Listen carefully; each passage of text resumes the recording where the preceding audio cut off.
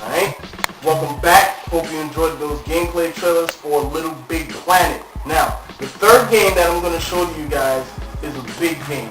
Alright, to me, this game is probably going to revolutionize from this point forward what you can be expecting to see in first-person shooters in the next generation. I'm talking about Far Cry 2 coming to the Xbox 360 and the PlayStation 3. Alright? This game is colossal. You got the custom map making, you got the immersion system. It's just ridiculous. Alright? Check out these gameplay trailers and developer diaries and all of that good stuff. Hope you enjoy it.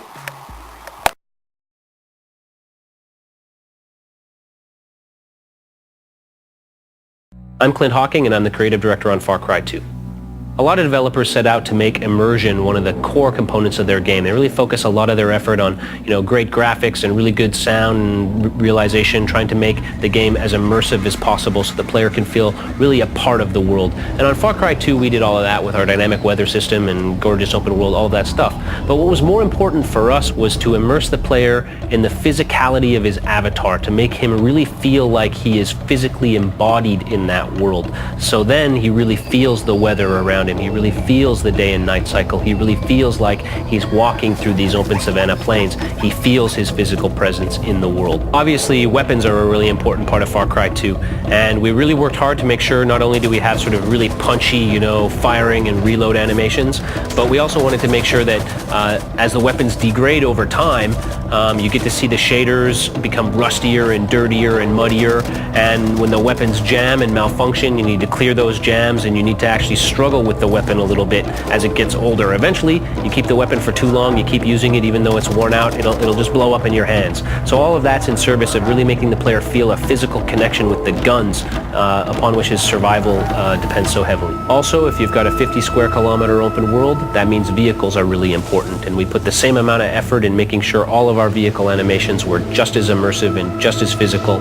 as all of our other animations. That means anytime you get in a vehicle, anytime you get out, switch seats, move on to a mounted weapon, all of those animations are quick and fluid, but they're all animations. We're not teleporting the camera ever, so you always feel like you're in your own body in the game. On top of that, vehicles can break down just like weapons. They wear down, they break down, and eventually they'll stop running. You'll have to get out of the vehicle, pop open the hood, repair the engine, and then get back on the road. The player's most important navigational tool is his map and his compass and his monocular. And of course, we wanted to make sure that the player has that map in his hand rather than having to look at it in a menu. That means that the player can check his position at any time, he can navigate the world, he can see where he needs to go, see where his objectives are in the world using a paper map that he holds in his physical hands in the game world. Healing is another important way that we create a visceral connection between the player and his avatar. When you have a small wound, all you need to do is inject a syringe into yourself and you're good to go. But when you get a critical wound, you need to stop and perform first aid on yourself, and that can mean anything from pulling a piece of shrapnel out of your arm to, relocating a dislocated wrist or elbow or shoulder or all three. Again, the idea is to give the player that visceral punch that gives him a powerful connection between his own body and the body of the avatar. And that's really what immersion is about in Far Cry 2. It's about forging that bond between the player and the avatar, and about creating that same bond between the avatar and the world so that the player really feels like they themselves are walking around in that 50 square kilometers of open African savanna, free to explore it however they choose.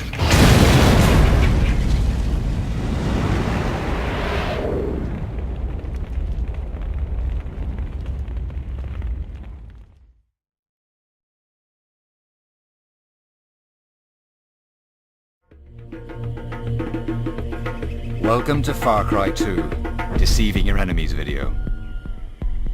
In order to be a little more efficient in Far Cry 2, it's sometimes best to wound your enemies instead of killing them. While they're wounded on the ground, their friends might try to come and help them. It can take a little time to get around cover and notice their friend is hurt. They have to make sure they're safe along the way. But as soon as they arrive on the scene, the player will have the opportunity to fool and kill both of them. And of course, when they fall to the ground, it's always a good idea to make sure they're dead. We have 3 main ammo pickups in the game, but they're not just for reloading weapons. If If you aim at them and shoot them, they'll blow up, sending bullets everywhere, killing enemies. It's very efficient and a little vicious. An interesting way to use fire is to shoot liquid propane tanks. As you can see, the flamethrower is not the only source of fire you'll find in the game.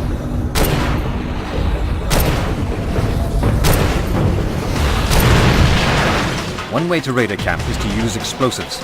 You can place them anywhere you want. Create a little bit of diversion.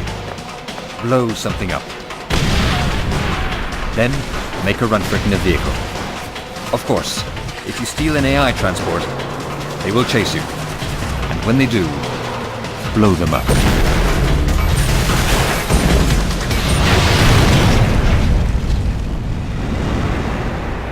There are many ways to play Far Cry 2. Deceiving your enemy is one of them. Alright, hope you guys enjoyed that Far Cry 2 little preview we had for you. Hope you enjoyed the show. Now, this is not going to be the only upload that we're going to give to you guys this week. Alright, this is just a preview show, just blowing out the media. You got all the games that you can be looking forward to. On the next episode, episode 4, which I'll post later this week, probably by Friday or Saturday, alright, you're going to get to see other games that are going to be released the end of this month and next month. Games like Dead Space, Midnight Club, alright, and we're going to preview Need for Speed Undercover, alright, that's going to be a big one. And after that, I'm going to put Sony on Smash, okay? Big shout out to my boy, the Hip Hop Gamer. Big shout out to everybody out at thebitbag.com. Check them out, alright? Look for episode 4 later this week. Peace, we out.